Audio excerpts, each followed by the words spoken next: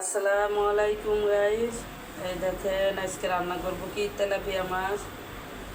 কি করব বলেন, গ্যাস থাকে না।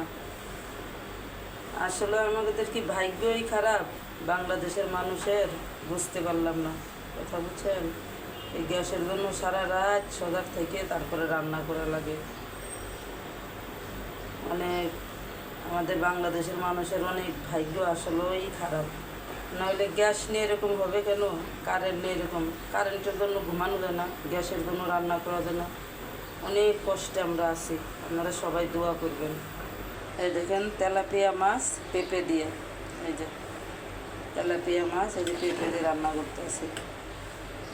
পেঁপে আগে সিদ্ধ করে নিয়েছিলাম, তারপর মাছটা আগে ভাইজে রাখছি। এই দেখেন, তারপরও অত বেশি গ্যাস নাই, মানে চলে যাইবে অবস্থা। এই দেখেন, এই যে রান্না বসাই।